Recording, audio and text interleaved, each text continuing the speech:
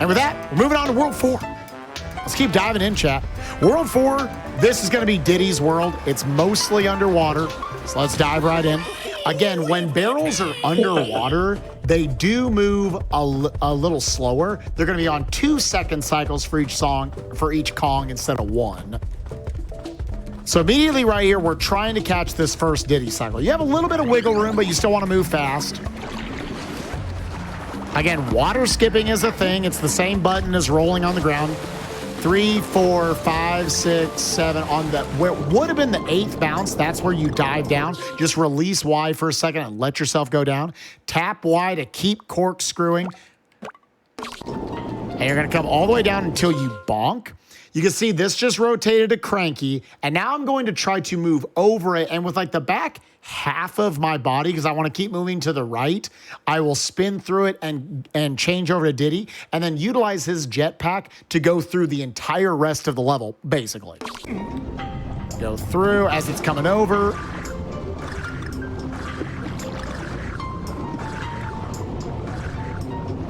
You want nice long usages of the jetpack right there. So you're getting kind of all of each jetpack cycle to come out. So you're getting nice and boosted forward each time.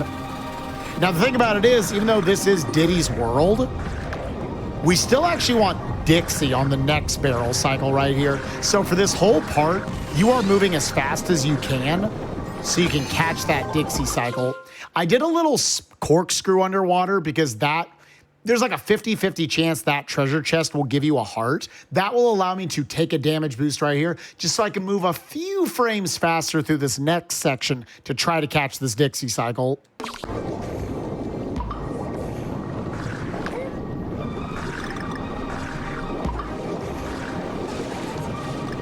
You see, I actually caught the very end of the Dixie cycle. That was, again, I was messing around with moving a little slower there.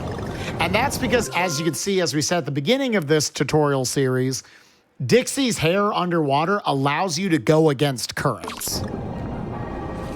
So you can see it being showcased right there. Now we're going to have to utilize it again for this bit. We're going to drop out of the corkscrew, utilize it here. As soon as the current is down, we go back to corkscrewing. And then what's happening right here, this is the second of the 4 secret exits that we want to take in the course of a run. This is the most well-hidden secret exit in the game, and it's the most powerful to speedrunners for any percent runs. So we're going to go through, and then immediately, we're going to screw that up. We might have to, yeah. Again, we're pausing. So I need to make sure I don't lose Dixie here. Really do not lose Dixie, or you cannot use this. You will not be able to get the secret exit, and once again, the run would basically be over. Go back through here, and here's your secret exit. So there isn't much in the way of visual cues I want to break down for you. For the most part, it's moving really fast so you can catch that opening Diddy cycle, and then having good Diddy movement all the way through so you can catch the Dixie cycle. If you miss cycles, again, they're they're easier to catch in a way, I guess, because they're 2 seconds on each barrel, but it also means they're more punishing when you miss them. It's 6 seconds to wait for it to rotate around. So the only visual cue I want to break down in that level is right here. As you go through, again, corkscrews faster than her hair twirl. As I'm passing this spike, that's when I alternate over to her hair twirl. I stop tapping Y because I know this is about to start pushing me back. And you've got like that block that's up there. This is the block that's going to go away by us hitting those 3 light switches later on. Basically, now I'm going to hair twirl until I reach the end of this block. So Y, Y, Y, I stop pressing Y, I hold A here, and as I hit that, I go back to pressing Y. That kind of ensures that I'm gonna catch a good cycle right there to get past that little swinging spike section right there. Not take early damage. Again, if you take early damage, you really gotta play it careful. You cannot lose Dixie. That is non-negotiable. Yeah, you go up, you make sure you hit the 3 lights, go back, get your secret exit, get out of there. Let's jump into another one of my favorite levels in the run. We got 4A. Breaking the convention of 4-1, 4-2, 4-3, 4-4. You can see the alternate path here. We're going to, instead of doing 4-2, 4-3, and 4-4, we're going to trade in those 3 levels, which are all very long, for these 2 levels on the right side, 4A and 4B. 4B is also pretty long, but 4A very short. So you're trading in 3 long levels for 1 long level and 1 very short one. Right here, there's another level I'll kind of let speak for itself, and then we'll do a breakdown afterwards. One of the only levels in the run, actually the only level in the run, where I'm going to utilize all 3 different Kongs. Let's actually exit out so I can show the whole thing. I had a brain fire while I was explaining stuff there. I definitely had that. Say what? I have definitely had those. Yeah, just a little bit of a brain fire. I'm like, wait, where am I? So mash out this cutscene. You're gonna get a water skip right there, jump under the shark, over this shark, over the spike ball, under that one, switch to Diddy right there, bounce off the left side and keep going. Dive into the water, utilize that jetpack so you can keep going. Beat out these water cycles, because now I want to switch over to Cranky so we can take the secret exit at the end. Keep going. If you're perfectly on stride, you can swap to Cranky right there, bounce off this little spike ball and keep going. 1, 2, 3. On the lift up, you'll clear the walrus right there. Neutral bop off that enemy, and into the water we go. You can see the corkscrew not nearly as effective as that jetpack underwater. You're quite a bit slower. But, again, you want Cranky's cane, because right here, 2, 3, 4, jump up, roll down as you're about to hit those bananas, full pogo, into the secret exit, and that gets you to your desired next level, going to 4B. Otherwise, you'd be going back to 4-2, and you'd be trading in, doing 3 more levels instead of just doing the 1 over here. Do a little bit of breakdown of that level. Just showing y'all some visual cues. So this is another level where actually mashing out the cutscene is very important. Just mashing out that B button right there. Because all of the platforms that are in this first spot right here, they're all going to be moving as soon as you load into the level. They're all close enough to where they're going to start going. So if I don't mash it out fast enough and I don't start rolling fast enough, then I will get hit by this shark right here, because this platform I'm currently on will start to lift up and it'll lift me into the shark. So you want to go and then do kind of a minimum jump underneath the shark, roll through, jump over this shark, another over, under, jump up, switch to Diddy right there by grabbing it, slamming it to the ground and continuing your roll.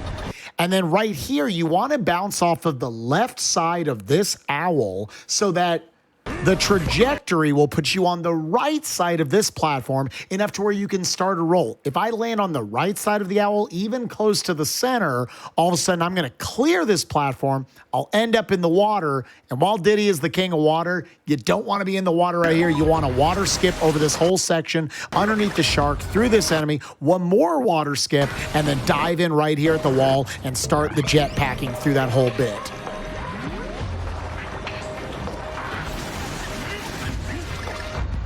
Over, under, switch to the Diddy. It's really like artwork in this game, how you can have perfect movement through the level, and all of a sudden you're never breaking stride. You're not having like weight on barrel cycles. You do all this perfectly, and you go. You swap to Diddy right here, and if you move through the rest of the level correctly, you swap over to Cranky. The last thing I'm going to show is this. This end of the level is not incredibly difficult, but it is very important. You absolutely want to hit this, because if you don't get into this secret exit, like I said, the run basically can't continue. You'd go back to 4-2, 4-3, 4-4, all super long levels, as opposed to just doing one level to continue the rest of the run. So you go through here, you bounce off the enemy right there, 4 water bounces. As you're descending from the 4th one, you jump up, and then you're going to roll down till you're about to touch this 2nd bushel of bananas. Full jump out of that, where you'll do just a series of full pogo bounces in front of the poker enemy right here, off the 2nd urchin, off the 3rd urchin, up into the secret exit. Again, not incredibly difficult, but extremely important. I would definitely recommend when you get to this part of your run, practice this part a lot to where you feel confident in this motion. Boop, bop, shizzle. Right in you go. And that's 4A. On we go into 4B. Shoal Atoll. And this is a level that really just gets to showcase how good Diddy is underwater. There's a lot of optimization around this level for how you move through it underwater. In order to save us, I think, a little bit of time tonight, I'm actually, for the most part, going to skip over this level. Let me at least go forward and get the Diddy cycle. This is one of the only cycles in the entire run where you straight up just have to kind of get up to the barrel and wait. There's no way for you to make this Diddy cycle.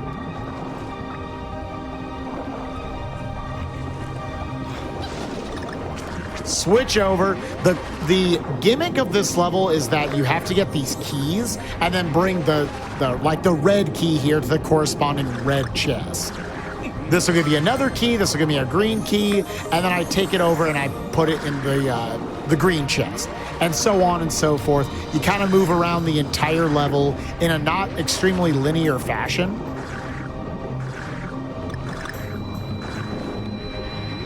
I like to corkscrew into the transitions.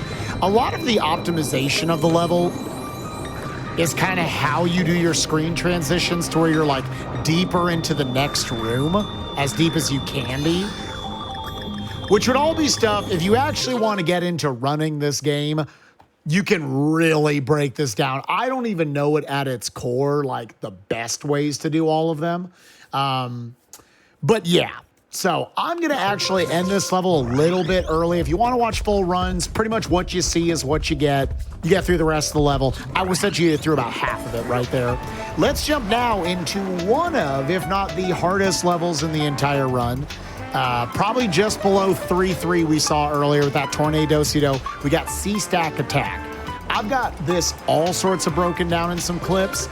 Let's see if I can do it all in one go, and then I'll break it down for you all.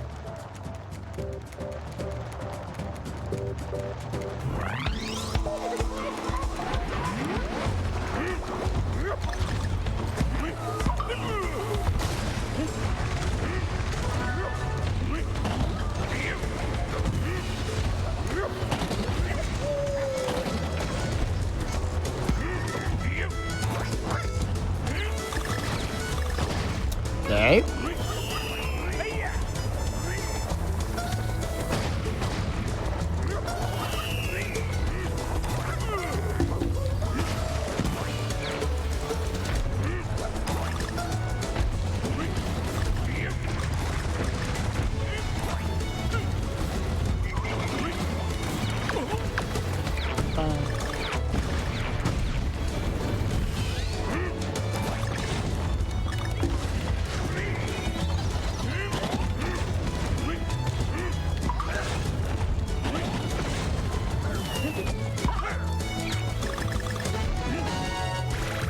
Okay.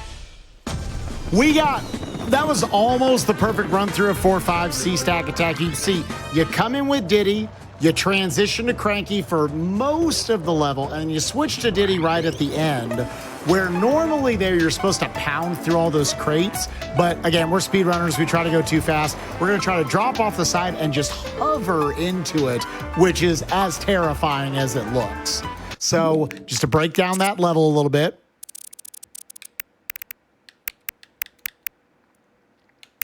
So yeah, let's start with this one right here. We got the very opening of the level. This is an immediately pretty difficult strat. We're going to try to scoop the bomb out of the hand of this penguin right here. And what your goal with it is you want to throw this at the next penguin coming up. Not this one, but the one in the little pit coming up after this. You want to land it on the right side of the penguin to where it blows up on him, and the shock wave of it also blows up this wall coming up.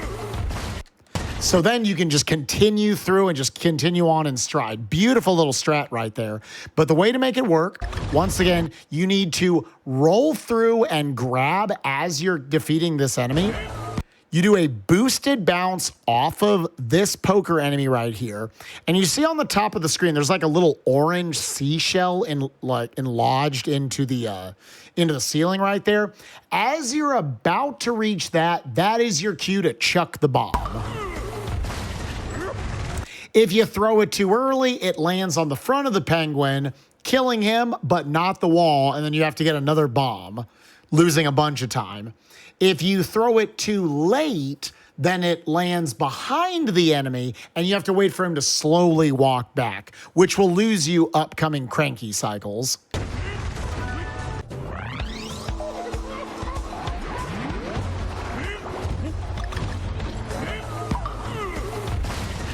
Yeah, super cool strat right there. Going into the next section right here, I think, yeah, that should be the end of the level. So, yeah, let's show this one right here. Immediately in this sand wall, this might look like you're just kind of waiting around, and you are, but you want to wait around as efficiently as you can. So right here, you've got these enemies are going to throw bombs at you. As soon as they're reared all the way back, that's my cue to jump up the air and grab the bomb out of midair, which is not just grabbing it as soon as I can. You are. As soon as you grab a bomb, its fuse starts as soon as you grab it. So you can see, you can kind of tell its fuse is a little further down than all the other bombs, which is good because I want to utilize this to blow up this wall in front of me. So I'm going to chuck it over the poker enemy right here. I'm going to slap the ground, which will get rid of his little spear. And then I can do a quick roll jump to go through him and past the wall as it's blowing up, perfectly timed with the bomb blowing it up. This is one of the crappiest jumps you got to make in the level. Very, very difficult section of the run right here, where you roll off this platform, and I want to land my cane just to the left of this spear enemy. If you're too far left, you kind of clip into the ledge a little bit, and you lose all your speed, and you lose a bunch of time. If you go too far right, you're going to take damage there. So you want to land it in this very specific spot. Roll off. I am then going to aim for bouncing, doing a cane bounce on the far right side of this platform.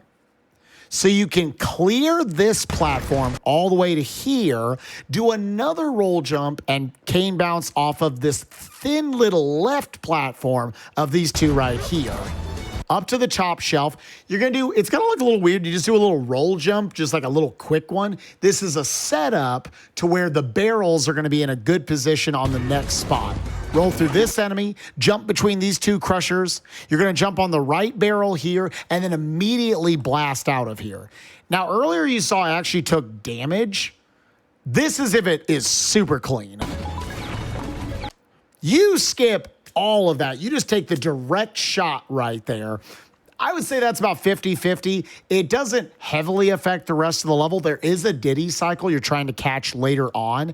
Even if you take damage, you end up going into the top barrel of the four barrels right there, and you have to shoot up. You can still make the Diddy cycle. You can even still make a little bit of a camera manipulation I'm going to talk about here in a second. But yeah, this is obviously the like super clean variant.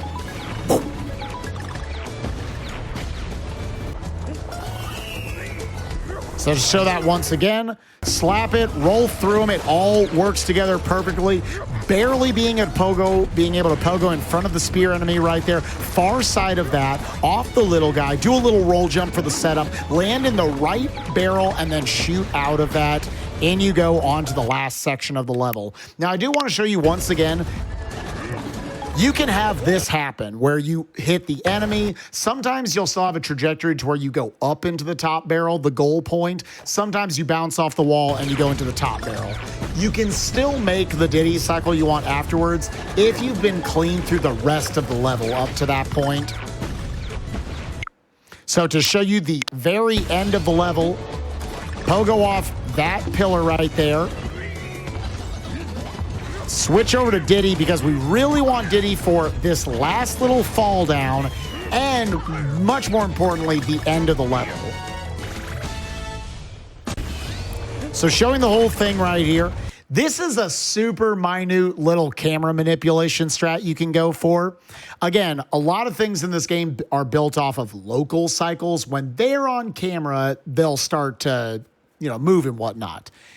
If I just stopped and waited right here to grab the Diddy barrel, which if you move perfectly through the level, you can see you actually kind of got to wait a half second anyways for it to rotate over. So you feel like you just kind of got to wait. But we don't like to wait in speedruns when we don't have to. If we can do something to speed it up, that's great. So you can see I'm going to get Donkey's butt on this wall. I'm going to turn. That moves the camera up a little more to where there's going to be this crusher cycle that's going to flip before we get there. Otherwise, you would take a damage boost. Turn back around. Now pick up Diddy, jump up, slam over to him, and that's the crusher I'm talking about. Now it's out of the way. We don't have to take damage, and we can keep going, saving like a quarter of a second. Now you just got to do some roll jumps. Nice. Clear that enemy right there. Make sure you don't hit any of this stuff. Big bounce off of this big old bunny right here. And then the visual cue for this drop down. If you don't want to pee your pants right here, if you just want to feel a little more chill here at the end of the level, you can just press Y, slap through all these crates, fall down to the barrel. But if you want to go fast, you want a little bit of a heart attack, you're going to drop off. And as I'm about to pass like the third row of crates, the ones on the bottom, I'm going to start hovering and then hold right to barely hit that barrel. Obviously, if you're a little too slow with starting your hover, you fall down too far, you die. If you press it too soon, then you lose all momentum up against these crates and you can't push yourself hard enough to the right to get the finish barrel. You fall down. You have to time this correctly or you can't do it.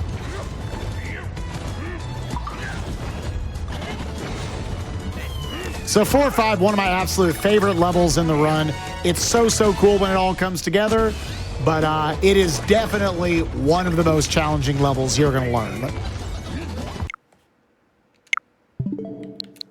Going into the final massive swimming level of the game, we got 4-6 current capers, where pretty much I want to be Diddy the entire level. There are 2 different Diddy cycles that I'm going to try to catch. You might say, well, you're already Diddy. We're going to implement 2 different damage boosts in the level. Actually, I guess 3 by the end of it. 4, actually. There's 4 damage boosts in this level. Wow. Need to corkscrew to hit these switches. This is the first damage boost you're seeing right here. Otherwise, you would have to wait for all those to move out of the way, and that's very slow. Let me see here. Let's actually add a level. Let's actually start that level once again with Diddy. I'll try to get this all in stride. This one's kind of hard to stop and break down.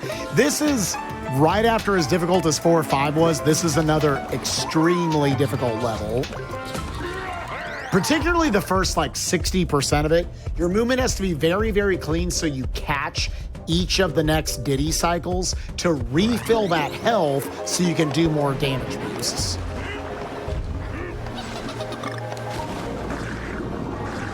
So jetpack as much as you can. Rotate up. That bonk kind of sets you up, knocking you back a little bit.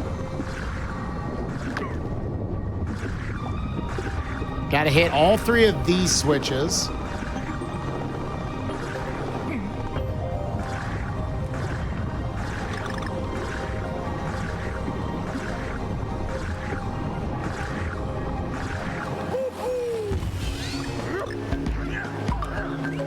Perfectly chaining those bounces off those enemies together to get up and catch that Diddy cycle on that Diddy barrel on cycle, refilling your health to go into the next section, because once again, we need to do another damage boost.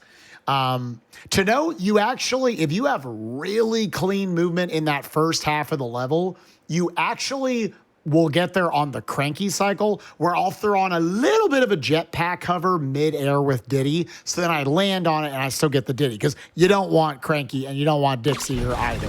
This is Diddy's level.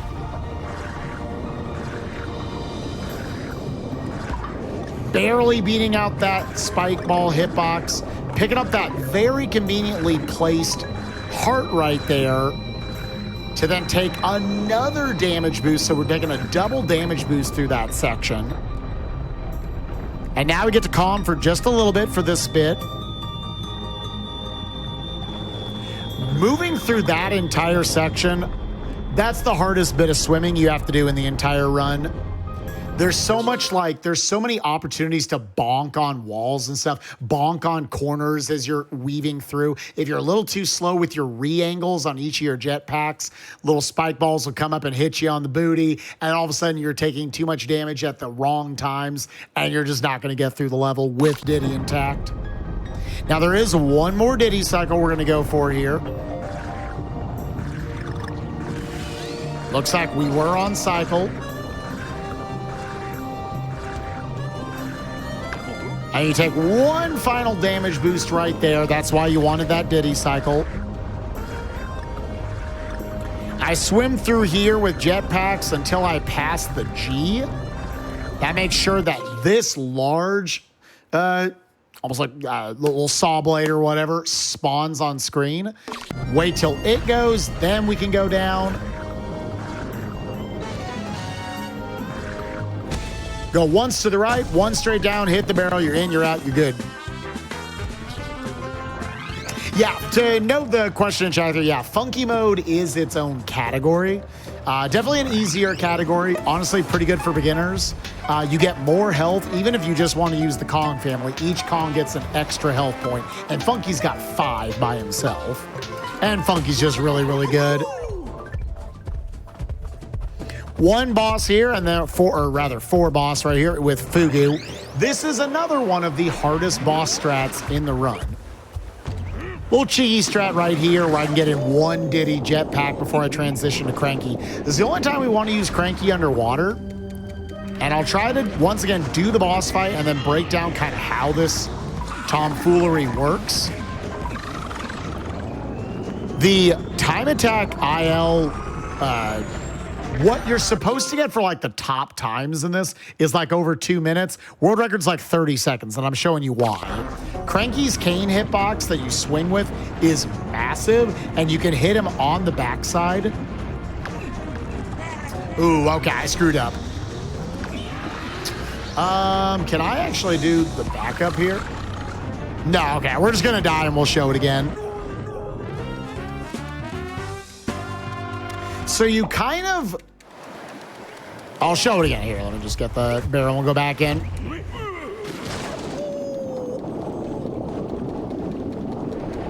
So I need to get to him as quickly as I can. I do a little bit of a different setup than other runners.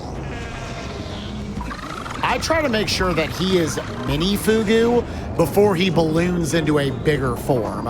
Optimally, you actually want to let him get a little bit bigger because then he moves to the left here a little faster, saves like 2 seconds. This is a safety strat that I like to do because it's easier for me to hit him. Hit him back, hit him back.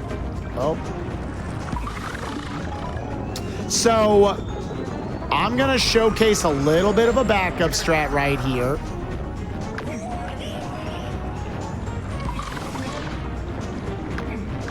It's actually fine. I'm getting to showcase it.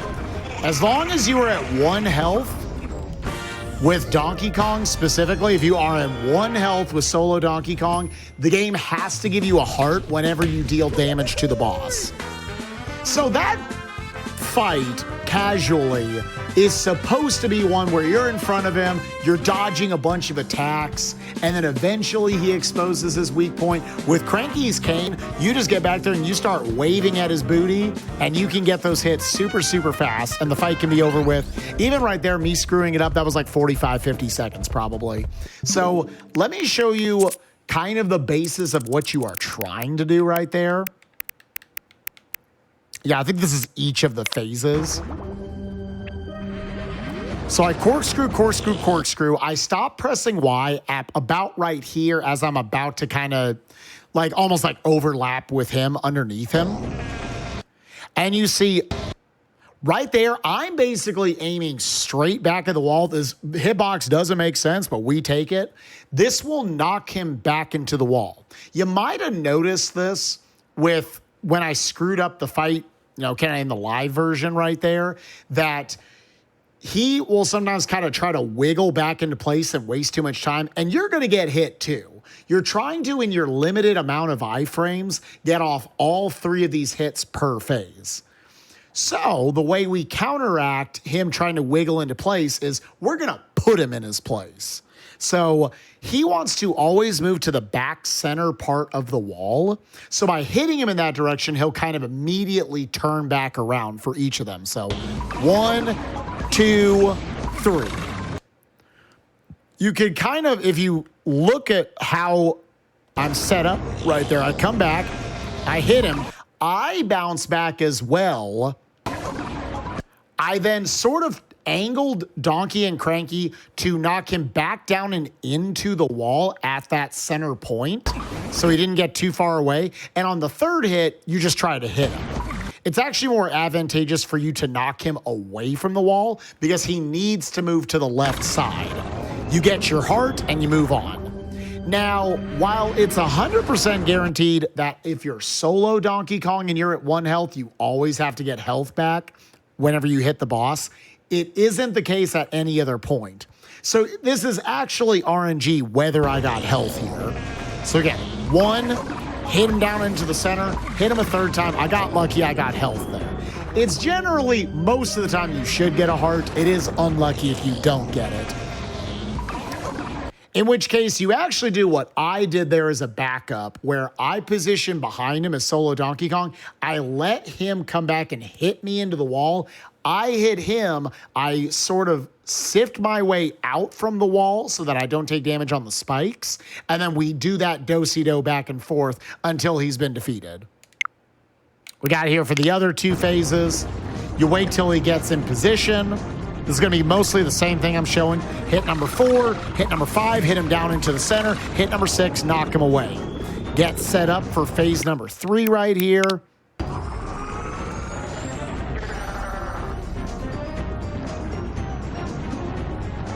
Hit him back into the wall, hit him in the center, and go for hit number 9. So I showed you 3 different variations. It's for the most part the same looking thing for each of them. And your goal is hit him straight back, come back, hit him at an angle to hit him back down and into the wall, because you need to make him turn immediately each time. Otherwise, this ain't gonna work. You're gonna lose Cranky. Now, a lot of times say you don't want to lose Cranky, you don't want to lose Cranky, you don't want to lose Cranky. This is actually one of the few places where I think it's okay to lose Cranky, because going here, and we're going to take our last break, going into World 5, you're going to try to get the Dixie cycle in the beginning, and whether you have Cranky or not, it's going to be the same speed. So as long as you beat Fugu, you don't die to Fugu, and it doesn't take too long, you're in there. But with that, I do want to offer it over to my host and everything, because we just hit the end of World 4. There are 2 worlds left in the run.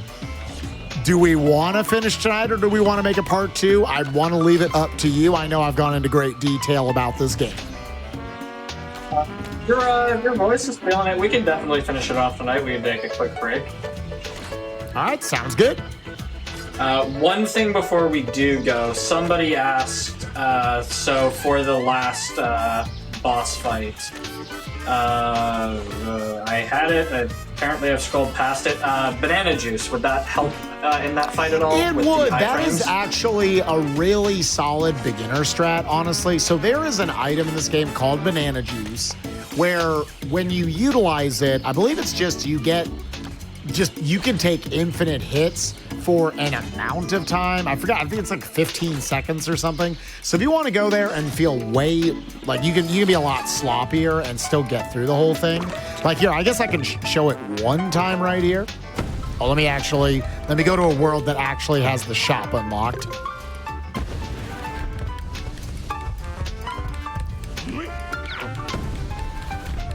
I wonder if you would need multiple banana juices. How much do they even cost? I haven't done this in a long time, but this is actually a great beginner strat. Yeah, I'm glad someone brought this up. Yeah, they cost 15 a piece. So just give me like 3 of them.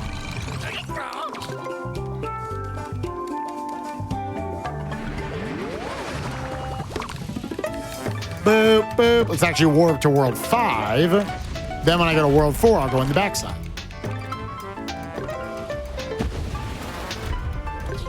Inventory, just give me all of them. I want to say it's like 15 seconds. So it buys you some time where it does remove the RNG of it. So if you're getting a lot of excess, you know, coins are given to you for free in this game all over the place. If you feel like you want to have the safety in World 3, you could buy that. And the timer on these do not start until you take your first bit of damage. Now you can bring 3.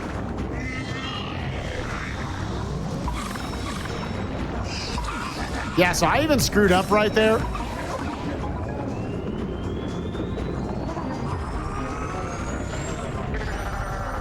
This is, like I said, kind of optimally the size you want him to be, but I'm worse at hitting him here.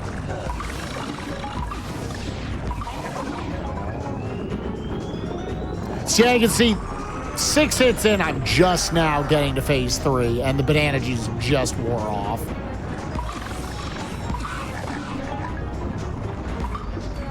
So yeah, honestly, pretty easily, you could bring in just a single banana juice, and yeah, all of a sudden, like, even if you make a few errors, you're not going to lose Cranky. Now, Cranky is only really useful, once again, for finishing that boss. Once you get into World 5, it's not going to make a difference in the opening speed. But yeah, if you want a really good beginner strat, in World 3, just pop on over, buy yourself a banana juice or 2 or whatever you want, and all of a sudden you can use that for him. And once you feel really confident in how you're doing the fight, then you can cut those and cut out that shop trip. Again, the Switch version, what's nice is load times got way faster, so you will load into the shops a lot faster, not costing as much time. But anyways, that's World 4. We got 2 worlds left in the room. All right. That seems like a pretty decent point to take a break, so we are going to take a quick break just before we do, just as a reminder. With SGDQ just wrapping up, you can tweet @GamesDoneQuick and let us know about all of your favorite runs. And you can also go and check out @GamesDoneQuick on Instagram to get more bite-sized clips from our Hotfix shows and see what happens at all of our events. We're going to take a quick break. We're going to, just so you can get some water, stretch, whatever you need to do. We'll be back in a few minutes with the rest of this tutorial.